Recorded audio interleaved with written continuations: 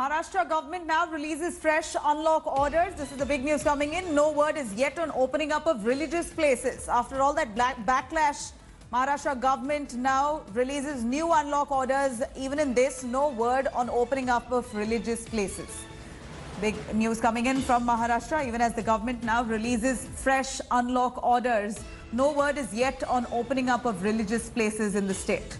So far, while every other business activity opens up, religious places of worship have been closed until further notice. Not just temples, you have mosques, churches, every place of worship remains shut in Maharashtra in view of COVID-19 spread. Of course, the Maharashtra government claiming that business activities to be opened up is a must for revenue to come in, but religious places, they fear that gatherings would take place, and this comes even during the festive time.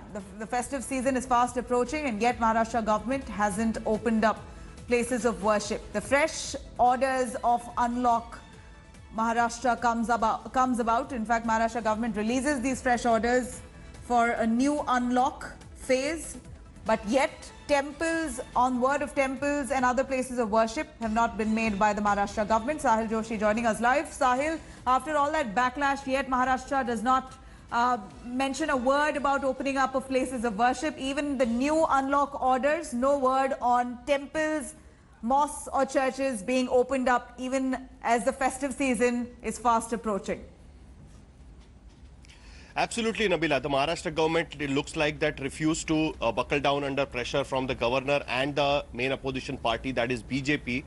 Despite their agitation yesterday, today's orders, which has been released by the Maharashtra government just a while back, clarifies that it doesn't mention, of course, the religious places in the order, but what has been allowed has been clearly mentioned. So from 15th of October, the metro rail will start functioning.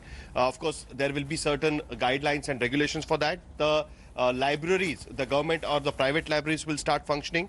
The shops have been allowed to open from 9 a.m. to 9 p.m. So that there will be more time and there will not be large crowds out in open.